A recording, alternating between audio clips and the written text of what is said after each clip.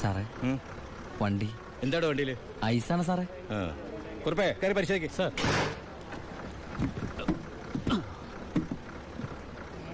നന്നായി പരിശോധിക്കണോ? സാർ സാറേ പെട്ടെന്നായിക്കോട്ടെ, അല്ലെങ്കിൽ ഐസ് ഐസ് വാട്ടർ ആവും. സാറേ ഇത് ഫുൾ ഐസാ. അടച്ചേക്ക്. ഓ ചാടിക്കോ അല്ലെങ്കിൽ ഐസാവും.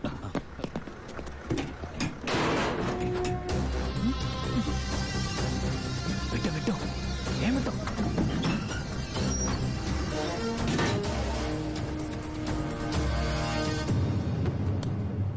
പെട്ടെന്നാവട്ടെ. ശിവ, ആ ഓ എന്റെ പുണ്യാളച്ചു, നീ ഇങ്ങെത്തുന്നത് വരെ ഞാൻ മുള്ളേ നിൽക്കുകയായിരുന്നു. സ്പിരിറ്റ് എന്തിടാ? ദാ ഇതൊക്കെയാ. ഈ ഐസ് കിട്ടേ? ഞാൻ കാണിച്ചു തരാം.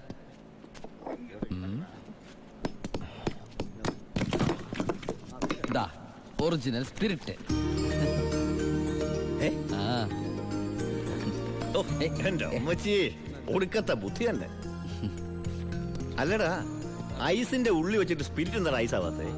എന്റെ ബായ്, വെള്ളം 0 ഡിഗ്രി സെന്റിഗ്രേഡിൽ ഐസ് ആവും. പക്ഷെ സ്പിരിറ്റ് ഐസ് ആവണമെങ്കിൽ -112 ഡിഗ്രിയെങ്കിലും വേണം. കെമിസ്ട്രി പഠിച്ചതിന്റെ ഗുണ. എന്തായാലും കെമിക്കറി കണ്ടുപിടിച്ചു. കെമിക്കറി അല്ല, കെമിസ്ട്രി. അവൻ ഭയങ്കര തന്നെ. ഇത് എത്ര രൂപയുടെ മുതലാന്ന് അറിയാമോ നിനക്ക്? നിനക്ക് ഞാൻ എന്താടാ തരേണ്ടത്? ഈ ലാഭത്തിന്റെ പകുതി നീ എടുത്തു അല്ലേ? വേണ്ട, ഇത് മുഴുവൻ നീ എടുത്തു. വേണ്ട ബായ്.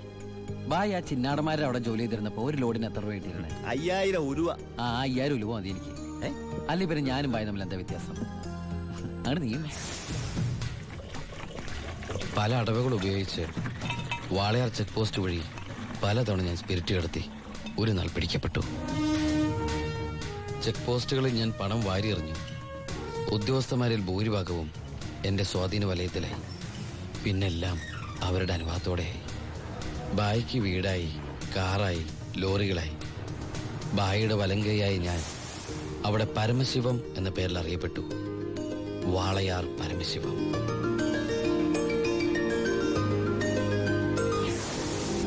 എനിക്കും സഹായികളുണ്ടായി. ഞങ്ങളുടെ വളർച്ച ചിന്നാടന്മാരുടെ തകർച്ചയായിരുന്നു. ഞങ്ങളെ നശിപ്പിക്കാൻ വേണ്ടി പല പല അടവുകളും അവർ പ്രയോഗിച്ചു. പക്ഷെ ഒന്നും വിജയിച്ചില്ല. ഒടുവിൽ ഒരു ദിവസം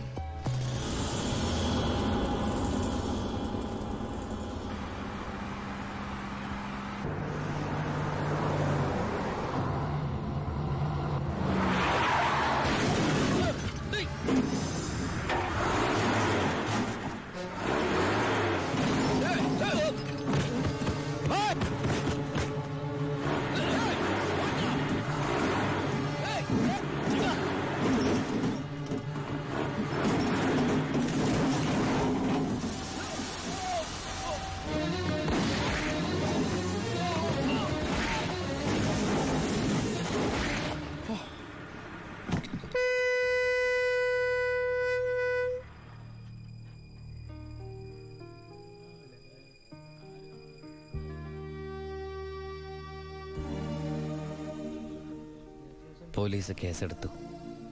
കാറ്, തോക്ക് തുടങ്ങിയ തെളിവുകളൊക്കെ ബായിക്കെതിരായിരുന്നു. ബായിക്ക് വേണ്ടി ഞാൻ കുറ്റേറ്റെടുത്തു.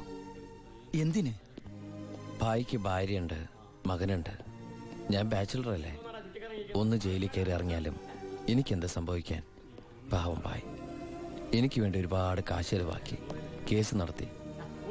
അതുകൊണ്ട് എൻ്റെ ശിക്ഷ 4 കൊല്ലമായിട്ട് കുറയ്ക്കാൻ ബായിക്ക് സഹായിച്ചു. ഈ ബായിയാണ് ഞാൻ ദുബായിൽ നിന്ന് കാശ് അയക്കുന്ന പോലെ മാസാമാസം കാശ് എൻ്റെ വീട്ടിലെത്തിക്കുന്നത്. എൻ്റെ കുടുംബം അവിടെ ഹാപ്പി. അതുകൊണ്ട് ഞാനിവിടെ ഹാപ്പി. പരമശിവത്തിന്റെ പരോൾ സാങ്ഷൻ ആയിട്ടുണ്ട്. ആള് കുഴപ്പക്കാരനൊന്നുമല്ലല്ലോ? അല്ല സാർ. തനിക്ക് എന്താടോ അയാളുടെ കാര്യത്തിൽ ഇത്ര ഇൻട്രസ്റ്റ്? അവനൊരു പാവമാണ് സാർ.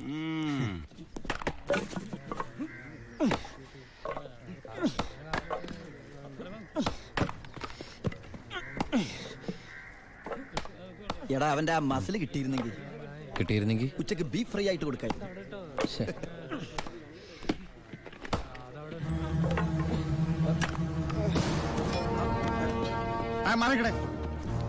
എന്ത് പറ്റി?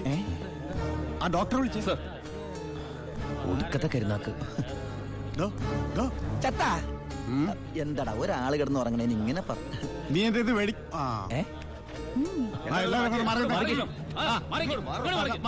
പുറകോട്ട് പറയും ആ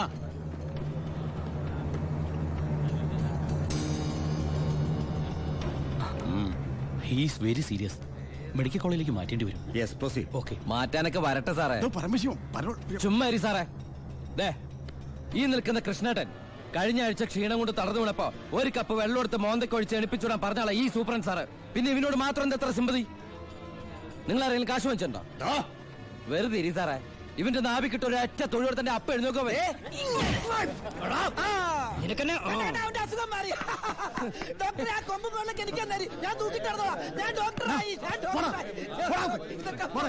ദിവാകരൻ സാർ മോനെ അവന്റെ പരോളിന്റെ പേപ്പർ കണ്ടത്.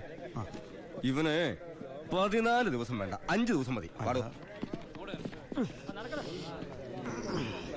എടാ ചിന്നാടാ, നീ ഇവിടുന്ന് മുങ്ങിയാ പിന്നെ എന്നെ ആരാ ഇതിനകത്ത് വെച്ച് കൊല്ലുക? നീ എന്നെ കൊല്ലുന്നത് കാണാൻ കാത്തിരിക്കല്ലേ ഞാൻ. ഇവൻ എന്നെ മൂടൗട്ടാക്കി അടങ്ങുള്ളൂ. നീ പോയി ജോലി എടുക്കടാ. നീ ഓർത്തോ? ഓർത്തല്ല ഞാൻ ഡെന്റിസ്റ്റ് പല്ല് ഞാൻ എടുക്കും. നീ സൂക്ഷിച്ചോട്ടോ. ഞാൻ ഇവിടുന്ന് പുറത്തിറങ്ങിയിട്ട് വേണ്ടേ?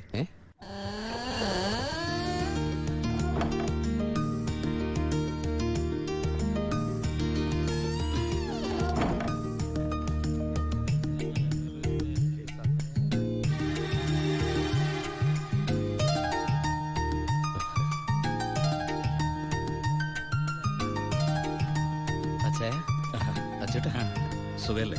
ആ ബായി കാശും കാറിന്റെ താക്കോല് ഏൽപ്പിക്കാൻ പറഞ്ഞു. ബായ്. ബായി ലോഡ് അയക്കുന്ന എന്തോ കാര്യത്തിന് ബോംബെ പോയിരിക്കുക. വരാൻ കുറച്ച് ദിവസം കഴിയും. നേരെ വീട്ടിലേക്കായിരിക്കും അല്ലേ? ആ എല്ലാരും ഒന്ന് കാണണം. പറ്റച്ചേ.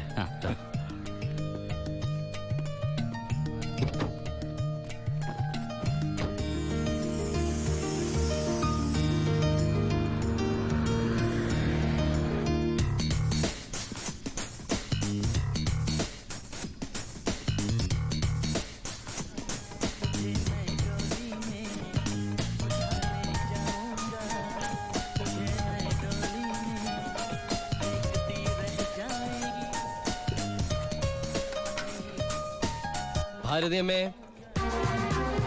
ഭാരതി. ഉണ്ണി,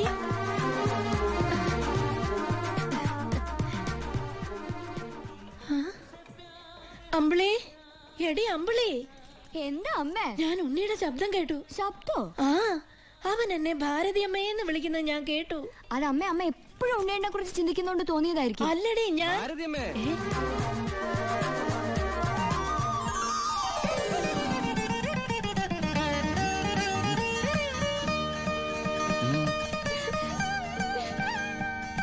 ഉണ്ണി, അമ്മേ. ഉണ്ണി.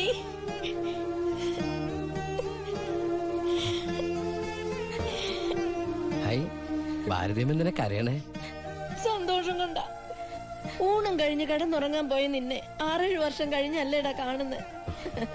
അതൊക്കെ പോട്ടമ്മേ. ആ ദേ ഇവൾക്ക് വരുന്നുണ്ടല്ലോ സന്തോഷം. എന്താടി?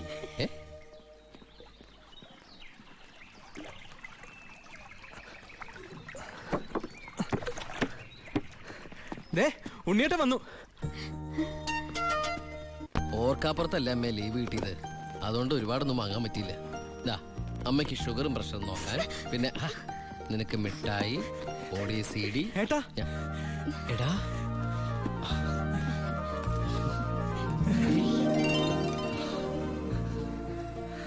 എന്റെ അമ്മോ, ഇവനെ കണ്ടാലിപ്പോ എന്റെ ഏട്ടനെന്ന് പറയൂലോ അമ്മേ.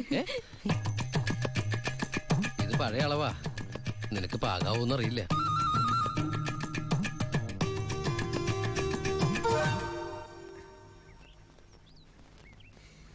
നീ പിടിച്ചേ.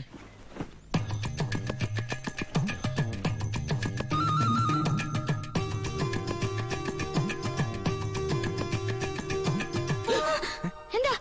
ചുമ്മാ ഒന്നുമില്ല. നീ എന്റെ ഷോൾഡേഴ്സ് നോക്കി. ഏട്ടാ ഇത് ജീൻസ് അല്ലേ? ഓ ജീൻസ് ആണോ? എന്നാ വേസ്റ്റ് നോക്കിയോ.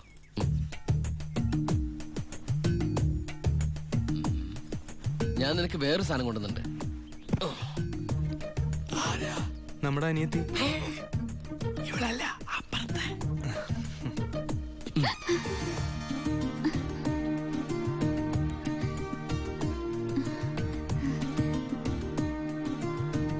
ആരാ? ഏയ് നിക്കവിടെ. നീ ഏതാ? നീ എവിടത്തെയാ? ചെവി ഇട്ടൂടെ? സംസാരിക്കില്ലേ? ഞാൻ ആ വീട്ടിലെ ആ വീട്ടിലെ അതെന്റെ വീടല്ലേ? ഏട്ടാ നമ്മുടെ പുതിയ വാടകക്കാരാ. ഓ, നല്ല കൂട്ടരാ, നല്ല തങ്കപ്പെട്ട സ്വഭാവമുള്ള കുട്ടിയാ. പേര് ഗോപിക. അയ്യേ, എനിക്ക് പെങ്ങളെ പോലെയാ. അയ്യോ, പെങ്ങളെ പോലെയാണോ? അപ്പൊ നിനക്ക് India is my country, all Indians are my sisters ആണല്ലേ? നിനക്ക് ഇന്ത്യയിൽ നിന്ന് പെണ്ണ് കിട്ടാൻ പറ്റില്ലല്ലോ. ഒന്ന് പോയടാ. നമുക്ക് ഇറ്റലിയിൽ നിന്ന് ഒരു ജെറ്റിലെ തപ്പാം. ഗോപികയുടെ അച്ഛൻ്റെ അടുത്ത് ഞാൻ എല്ലാ കാര്യങ്ങളും സംസാരിച്ചിട്ടുണ്ട്. അതിന് ഉണ്ണിയുടെ അഭിപ്രായം കൂടെ അറിയണ്ടേ? കല്യാണ കാര്യം പറയുമ്പോ അവൻ എന്തെങ്കിലും പറഞ്ഞൊഴിയും. നോക്കിക്കോ. പെണ്ണ് കാണൽ ചടങ്ങാണെന്ന് ഉണ്ണിയേട്ടൻ്റെ അടുത്ത് ഇപ്പൊ പറയണ്ട. അമ്മേ, ഗോപി ഉണ്ണിയേട്ടന് ഇഷ്ടം ഉറപ്പാ. എന്താടാ അവിടെ ഒരു ഗൂഢാലോചന? ഞങ്ങള് നിന്റെ കാര്യം അതെ അതെ, പറയായിരുന്നു. ഞങ്ങൾ ഏട്ടന്റെ കാര്യം പറയായിരുന്നു. എന്താമേ? ഉണ്ണിയേട്ടൻ ഇവിടെ വന്നിട്ട് ഔട്ട് ഹൗസിൽ താമസിക്കുന്നവരെന്ന് പരിചയപ്പെട്ടോ. അങ്ങോട്ടൊന്ന് കേറി ചെന്നു. ദുബായ്ക്കാരന്റെ പത്രാസം അവര് വിചാരിച്ചിട്ടുണ്ടാവും. മോശമായ ഭാരതി. എന്ന് ഇപ്പൊ തന്നെ കണ്ടിട്ട് എന്താ എന്താ എന്താ ഈ രാത്രിയിലോ? രാത്രി എന്താ കുഴപ്പം? കുഴപ്പമുണ്ട്. അവിടെ പ്രായമായ ഒരു പെൺകുട്ടിയില്ലേ? ഞാനത് ഓർത്തില്ല. ഞാൻ ആ ഞെരിഞ്ഞില് പോലത്തെ അപ്പൂപ്പനെ കുറിച്ച് ഓർത്തത്. വാ, രാവിലെ പോയാ മതി. മതി. എന്തായി കാണിക്കണേ? അങ്ങോട്ട് തിരിഞ്ഞു തന്നെ. എന്തിനാ എന്നെ ഇങ്ങനെ കെട്ടിച്ചമിക്കണേ? ഞാൻ എന്താ കല്യാണ ചക്കനാ? ദുബായ്ക്കാരനല്ലേ, ജാടയ്ക്ക് ഒട്ടും കുറവ് വരുത്തണ്ട. മാത്രമല്ല അവിടെ ഒരു സുന്ദരി പെൺകുട്ടിയില്ലേ ഏട്ടാ? ഞാനെന്താ പെൺകുട്ടിയെ പെണ്ണ് കാണാൻ പോവാണ്? നിനക്കെന്താ പറ്റിയത്? നിനക്കെന്താ പറ്റിയത്? ഒന്നുമില്ല. പിന്നെ എനിക്കെന്താ പറ്റിയത്? അമ്മേ പോ. വെറും കൈയോടെയാണോ പോന്നേ? ഞാനത് ഓർത്തില്ല. അങ്ങേർക്ക് സന്തോഷായിക്കോട്ടെ. സ്കോച്ചും സിഗരറ്റും അയാൾക്കൊന്നും ഇഷ്ടമല്ലെന്നേ. പിന്നെ ദേ, ഇത് കൊടുത്താ മതി. എന്തേത്? നീ കൊണ്ടുവന്ന സാരി. അവിടെ ഒരു പെങ്കൊച്ചില്ലേടാ. ഇതെന്താ പുടവെടുക്കൽ ചടങ്ങാണോ? ഹലോ അപ്പൂപ്പൻ. നമസ്കാരം. നമസ്കാരം. അപ്പൊ ആളെ മനസ്സിലായി? ഇന്നലെ മുഴുവൻ വൈദ്യന്റെ അടുത്തായിരുന്നു, അതുകൊണ്ട് പരിചയപ്പെടാൻ പറ്റിയില്ല. ഒരു സാരിയാ? എനിക്കോ? അല്ല, ഗോപിക നേരിട്ട് കൊടുത്തോളൂ. ഇരിക്കൂ ഇരിക്കൂ. ഏയ് വീശു, നല്ല അസല് സാധനം കൊണ്ടുവന്നുണ്ട്. സ്കോച്ചാ? എടാ നീ എടുത്തോണ്ട് ചുമ്മാ ആളെ കെട്ട് അറിഞ്ഞൂടെ അടിക്കുന്നു? അല്ല, ഞാൻ മരുന്ന് കഴിച്ചോണ്ടിരിക്കുക, പറ്റത്തില്ല. അത് പറ. എന്തായാലും കേശം വൈദ്യരുടെ അടുത്ത് വന്നത് അത് വളരെ നന്നായി. ഒരു 2-3 മാസം കഴിയുമ്പോഴേക്കും അസുഖമൊക്കെ മാറി ആൾ കുട്ടപ്പച്ചാണ്ടാവില്ലേ? അല്ല, ഈ ഭക്ഷണക്രമമൊക്കെ? ചായ മാത്രോ?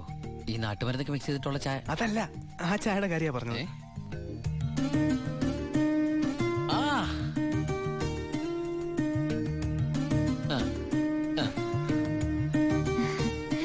ഒറ്റ മോളല്ലേ? അതെ. കെട്ടിച്ചതാണോ? അല്ല, കെട്ടിച്ചില്ലെങ്കിൽ നമുക്ക് ആലോചിക്കാന്ന്. എന്തായാലും കുട്ടികൾ ഇങ്ങനെ പുര നിറച്ച് നിർത്തരുത്, എനിക്കിഷ്ടല്ല. ഇങ്ങോട്ട് വന്നേടി മോളെ. അതങ്ങോട്ട് വെച്ച് എന്നിട്ട് അങ്ങോട്ട് പിടിച്ചേ. സാരിയാ? ചെറുക്കിനെ നമുക്ക് ഈ നാട്ടിൽ തന്നെ നോക്കിയാലോ? ഹായ്, നാണായോ? സർക്കാർ ഉദ്യോഗസ്ഥൻ വേണോ ബിസിനസ്സുകാരൻ വേണോ? ഹൈ, ഞാൻ തപ്പിയെടുക്കാന്ന്. ചിക്കിളി എന്ത് കൊടുക്കും? എനിക്കൊരു കാര്യം സംസാരിക്കാൻ. വലിയ വലിയ ആൾക്കാർ സംസാരിക്കുമ്പോൾ അത്യാവശ്യ കാര്യം. ഇവന്റെ സ്കോച്ചും കൊടുത്തു വിടാട്ടോ. ചികിത്സ തീരുമ്പോ ആളുണ്ടാവണമെങ്കിൽ താങ്ങാലോ.